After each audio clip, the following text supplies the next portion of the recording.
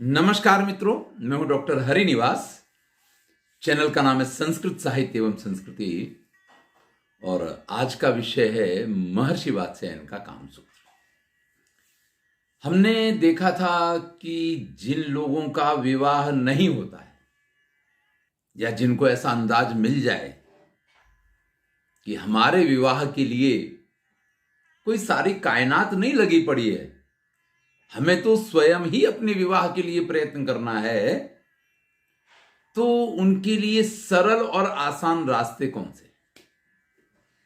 चलिए, जब वो प्रयत्न कर रहे हैं तो सामने का पात्र मान गया है।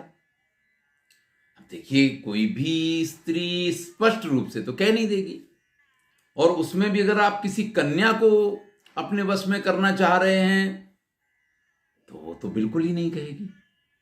लेकिन नहीं कह के भी अपने भावों को तो व्यक्त करना पड़ेगा, ये तो उसका भी काम है। तो महर्षि वात्स्यायन यहां तान इंगिताकारान वक्ष्यामः एक सूत्र लिखते हैं कि भाई, जो लोग आप प्रयत्नशील हैं जिनके प्रति, अगर वो आपकी बात मानने के लिए तैयार हैं, यानी वो आपके वश में आ रहे हैं, या ये मान लीजिए कि सीधी भाषा में, आज की भाषा में कहें कि अगर वो पट रही है, अगर उसका मन मान रहा है, तो किस तरीके से अपने भावों की अभिव्यक्ति करेगी।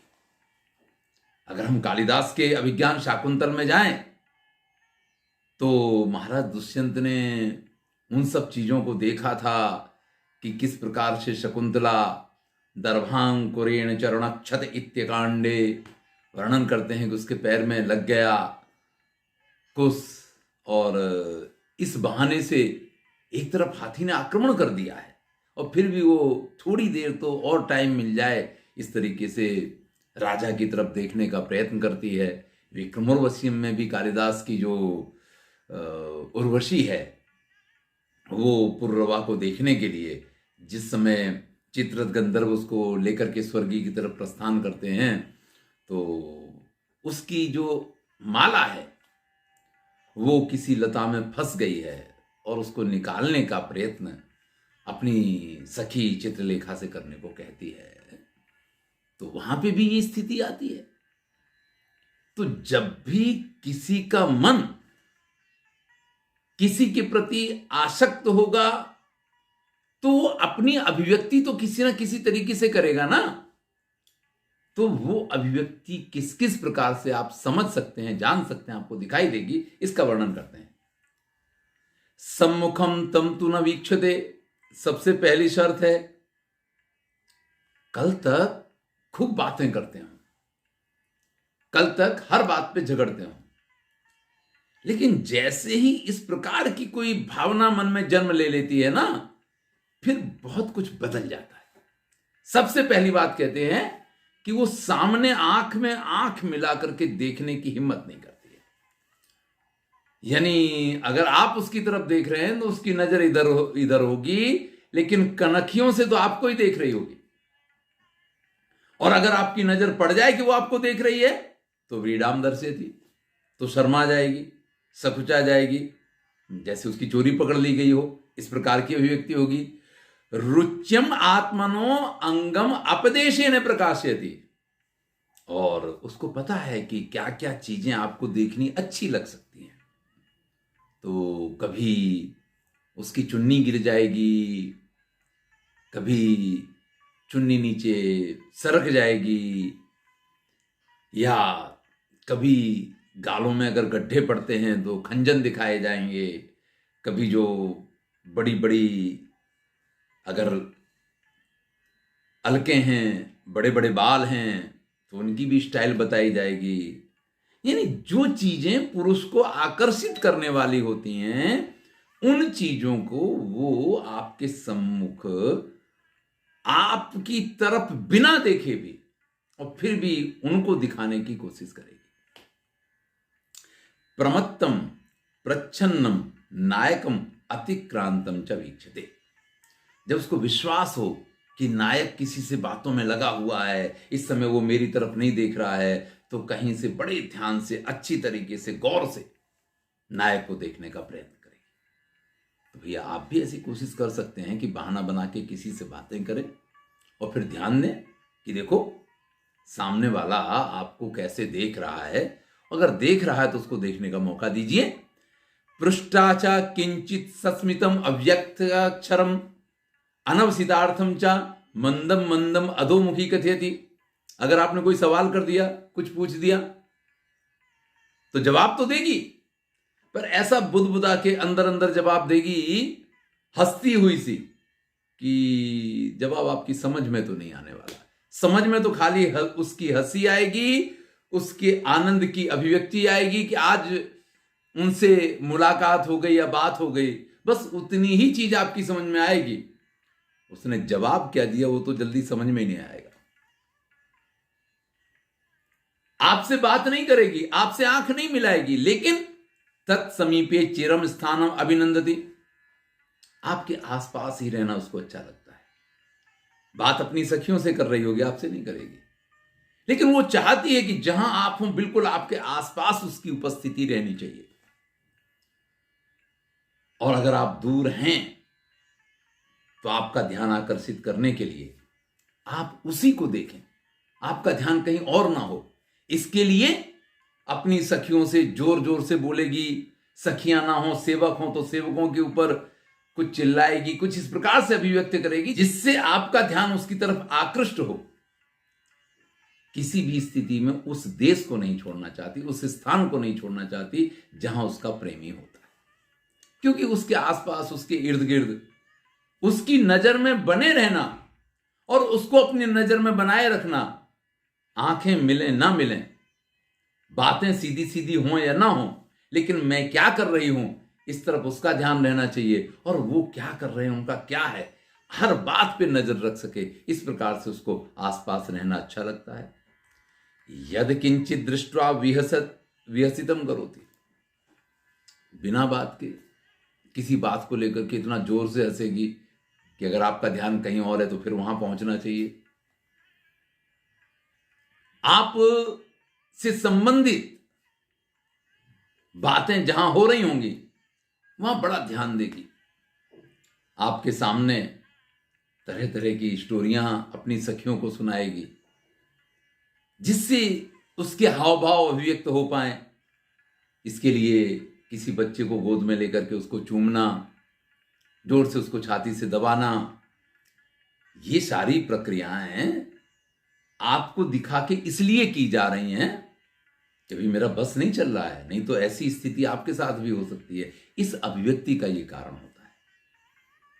होठों पे लिपस्टिक लगाना, तैयार होना, चेहरे को तैयार करना, अच्छा श्रृंगार करना, और बिना बात के भी ना बिगड़ा हो ना तो भी सखी से, सहेली से, या अगर कोई नौकरानी वगैरह उसके आसपास है तो उससे, जरा देखो तो मेरी माथे की बिंदी बराबर है, जरा देखो तो मेरे आंख का काजल बराबर है।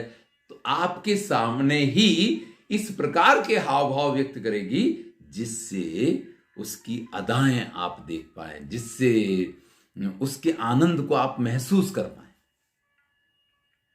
और क्या करती है, अगर उस व्यक्ति का, जिसको वो प्रेम करती है, उसका कोई मित्र मिल जाए तो बड़े प्रेम से उससे बात करेगी। अरे उसके घर का सेवक अगर आ जाए ना तो आप ये समझ लीजिए कि जैसे उसका अपना सेवक हो, इस प्रकार से उसके साथ व्यवहार होगा। अगर उसका ड्राइवर है तो कहेगी ड्राइवर से गाड़ी निकालो, जैसे कि वो स्वयं स्वामिनी है। इस प्रकार का व्यवहार उसके सेवक के साथ करेगी और उसके मित्रों के साथ बिल्कुल मित्रता वाला व्यवहार करेगी। जितना प्रेम उसके मित्रों को वो व्यक्ति स्वयं करता हो, उससे अधिक उनके प्रति प्रेम की अभिव्यक्ति करेगी। सबके साथ जो भी उससे संबंधित है, उसके भाई बहन हो, माता पिता हो, सगे संबंधी हो, अगर कहीं उसकी मां मिल जाए तो फिर समझ लीजिए कि बिना बात के ही पैर तो छुए जा सकते हैं। देखिए, कुछ प्रदेशों की संस्कृतियां ऐसी हैं जहां कन्याएं पैर नहीं छूती हैं, लेकिन पूर्व भारत में जाते हैं तो वहां लड़के हों या लड़कियां, सभी अपने बड़े बुजुर्गों के पैर उसी प्रकार से छुआ करते हैं। लेकिन ये ब्रज का जो क्षेत्र है वहाँ पे लड़कियों से पैर नहीं छुआए जाते हैं।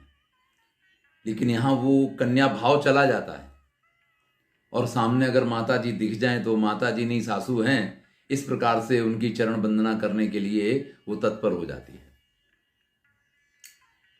अगर उसका कोई छोटा भाई है तो उसको चॉकलेट वगैरह देना, या कोई बहन वगैरह है तो उसके साथ अत्यंत प्रेम से व्यवहार करना, ये सारी चीजें उसके हृदय की भावनाओं को अभिव्यक्त करती हैं। अब अगर मान लीजिए कि उसको ये विश्वास हो कि नायक तक मेरी बात ठीक से नहीं पहुंची है, तो अपनी किसी सखी, अब आजकल तो मोबाइल सबसे बड़ा साधन हो गया है, इसलिए ये सब चीज़ें थोड़ी अप्रस्तुत हो गई हैं। लेकिन उस समय अपनी सखी से कह के, या अपनी धाय की पुत्री से कह के, या नायक की धाय की पुत्री से कह करके और संदेश भिजवाती कि किसी भी प्रकार से कुछ खेलना है, कुछ करना है, किसी बहाने से नायक को बुलाना और नायक के संपर्क में रहना, ये उसको अच्छा लगता है। कभी भी बिना तैयार हुए आपके सामने नहीं आएगी, तैयार होकर के आपके सामने आएगी। मैंने पहले ही कहा कि आचार्य वात्स्यायन ने शुरुआत ही वहां से की है कि जो देख करके आपको अच्छा लगे, हर उस हाव भाव को आपके सम्मुख प्रस्तुत करेगी। अगर कहीं आपने भूल से भी कह दिया कि ये कान के कुंडल तो बड़े अच्छे हैं, तो तुरंत निकाल के सखी के हाथ पे रख देगी कि दे दो। सीधे तो बात करेगी नहीं, सखी से कहेगी उनसे कह दो ऐसा है, उनसे कह दो ऐसा है। कुछ मांगना है तो भी सखी के माध्यम से मांगेगी, और आपने कुछ मांग दिया तो सखी के हाथ पे रख के आप तक पहुंच जाए, इस प्रकार का प्रयत्न करेगी। एक सेकेंड के लिए भी विचार नहीं करेगी कि ये चीज आपको दी जाए या ना दी जाए।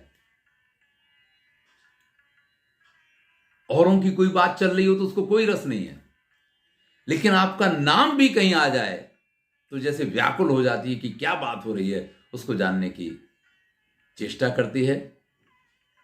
अब आज के जमाने में इसमें बहुत सारे परिवर्तन आ गए हैं, क्योंकि न किसी सखी की जरूरत रह जाती है, न किसी धाये की पुत्री की जरूरत रह जाती है।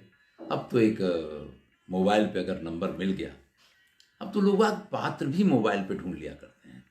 अरे भैया, इस प्रकार की ऐप आई हैं, इस प्रकार के सेंटर चलते हैं जो आपके लिए, आप किस एज ग्रुप से हो उस एज ग्रुप के लोगों के साथ आपकी मुलाकात करवाएंगे। जीवन में याद रखिएगा कि ऐसे लोगों के चंगुल में कभी ना फंसें। ये सारी चीज़ें जो फेसबुक और व्हाट्सएप इन सब के माध्यम से होती हैं, मैं ये नहीं कहता हूं कि वहां सभी लोग गलत होते हैं, लेकिन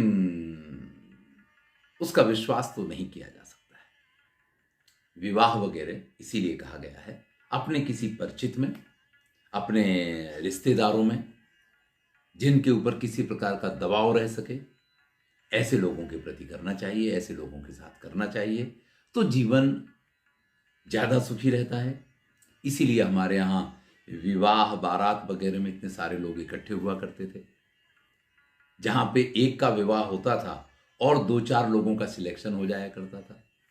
अगर अच्छे लड़के हुआ करते थे तो उनके लिए भी प्रस्ताव आते थे, अच्छी लड़कियां हुआ करती थी तो उनके लिए भी प्रस्ताव आ जाया करते थे।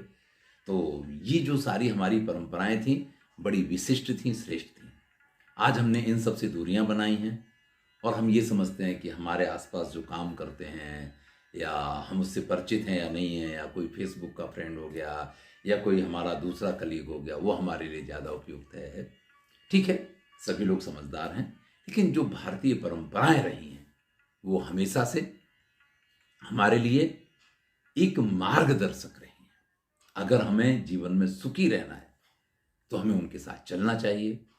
और अगर भैया जीवन आपने ये सोच ही लिया है कि आज ये तो कल वो तो कोई और भी चल सकता है, तो फिर आप कुछ भी कर सकते हैं।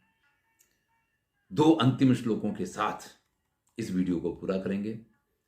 भवत चात्र श्लोको, 2 श्लोक यहां महर्षि वात्स्यायन ने प्रस्तुत किए हैं कि दृष्ट्वैतान भाव संयुक्तान आकारान इंगितानि च कन्यायाः संप्रयोगार्थाम तांस्तान योगान विचिंतयेत।